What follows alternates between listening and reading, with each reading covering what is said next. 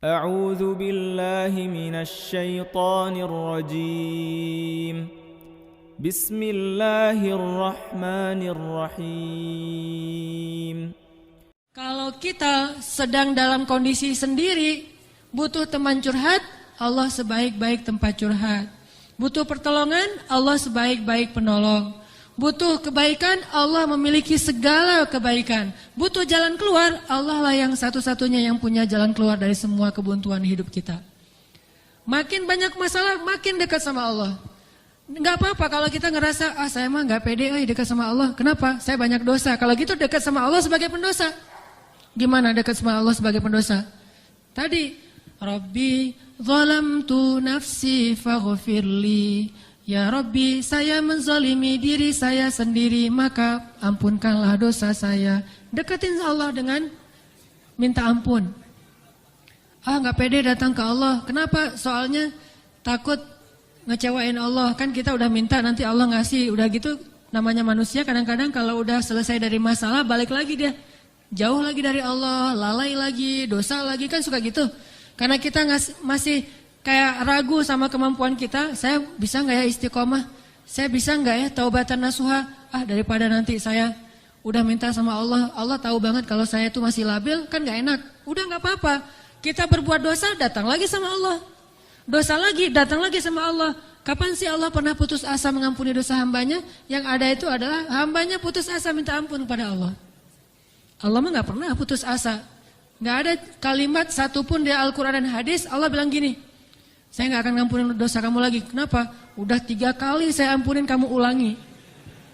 Nggak pernah Allah ngomong kayak gitu. Baik di Al-Quran nggak pernah, di hadis nggak ada. Baik hadis Nabi nggak ada, hadis Qudsi juga nggak ada. Nggak ada cerita Allah itu ketika kita datang pertama, ya diampunin. Datang kedua, udah deh. Datang ketiga, ini terakhir ya. Allah nggak pernah ngomong gitu kan? Pas yang keempat, tidak ada maaf bagimu. Enggak ada Allah ngomong kayak gitu. Selalu, wahai hambaku, qul ya ibadiyalladzina asrafu ala anfusihim.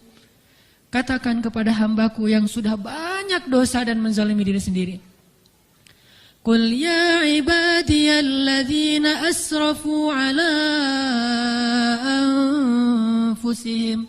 Allah tuh baik banget loh sama kita. Allah tahu kita banyak dosa, tapi Allah masih manggil kita tuh ibadi, hambaku gitu coba. Itu panggilan lembut loh dari Allah. Allah kalau kasar panggil nama, ya Hanan, itu kasar tuh.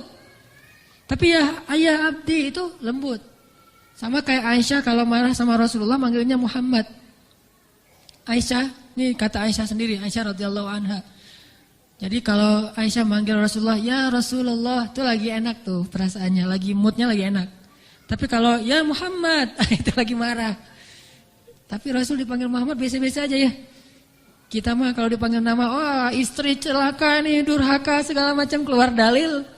Nabi aja yang punya dalil nggak pernah ngeluarin, kita yang nggak punya dalil suka ngeluarin, kan aneh tuh.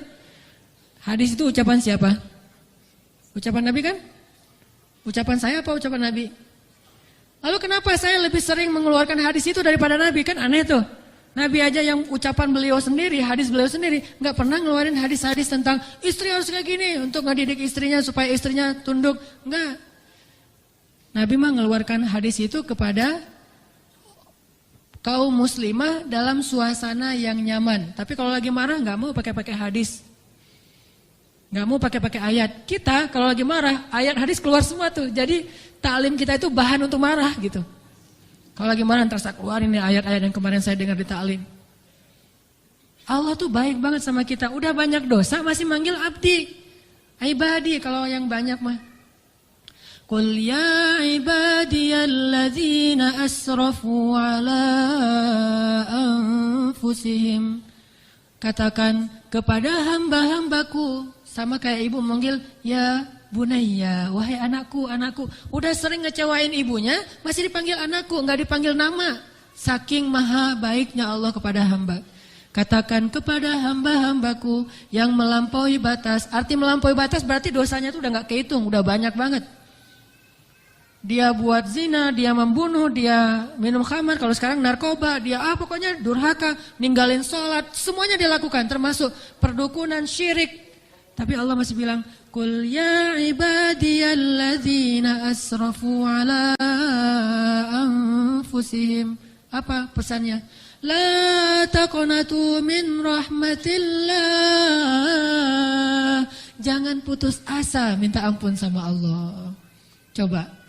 Gak pernah Allah putus asa ngampunin kita. Yang ada kita putus asa minta ampun sama Allah. La taqnatu min rahmatillah. Jangan putus asa minta ampun sama Allah. Innallaha yaghfirudz dzunuba jami'a. Allah mengampuni dosa semuanya. Semua dosa diampuni.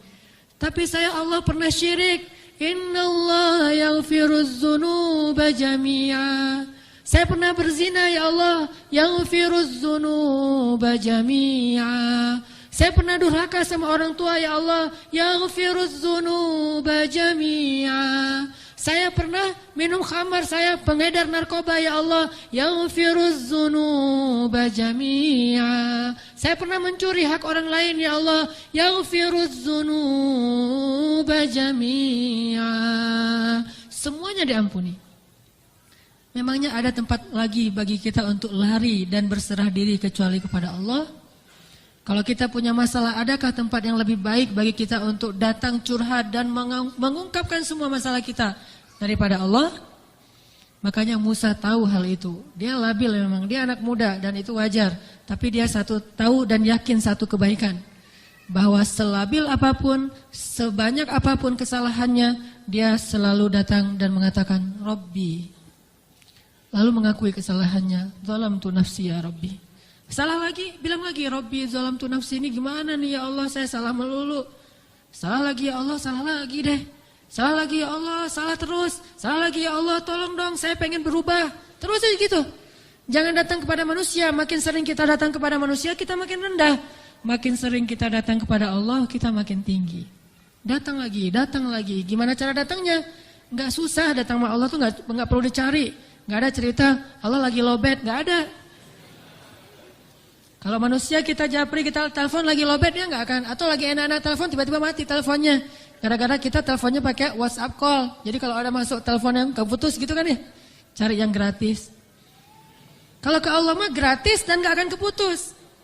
Call Allah mah gratis, tinggal gini doang nih. Jadi teleponnya di telapak tangan kita ini adalah gadgetnya. Gini nih. Tekan nomornya gimana? Tekan nomornya itu tinggal ngomong, nggak perlu ditekan-tekan. Ngomong aja, Rabbi, udah langsung terhubung tuh, kan cepat banget. Kayak ada telepon gitu ya, nama istri saya Sarah, sekarang dia ada di atas. Saya kayak misalnya saya mau nelpon istri saya, terus saya nyalain handphone, Sarah, halo, dia manggil saya Albi, Albi itu artinya kekasihku. Albi gitu kan, ada nggak telepon kayak gitu, bisa nggak? Ada ya, cuma jarang, saya juga nggak bisa nih, nggak tahu cara nyetelnya. Jadi kalau mau nelpon istri kita, istriku, langsung calling gitu, dan dia langsung ngangkat, nggak lama-lama, kita nunggu lama kok nggak diangkat-angkat, alasannya lagi, kenapa sih nggak diangkat-angkat? Maaf tadi lagi di kamar mandi, misalkan suka gitu tuh. Allah mah nggak ada cerita gituan. Miss call 10, yang ke-11 baru diangkat, nggak ada tuh. Allah mah nggak ada miss call, nggak ada disconnect, nggak ada sinyal jelek, nggak ada habis pulsa, nggak ada kepotong sama call yang lebih berbayar mahal. Gak ada yang kayak gitu-gituan.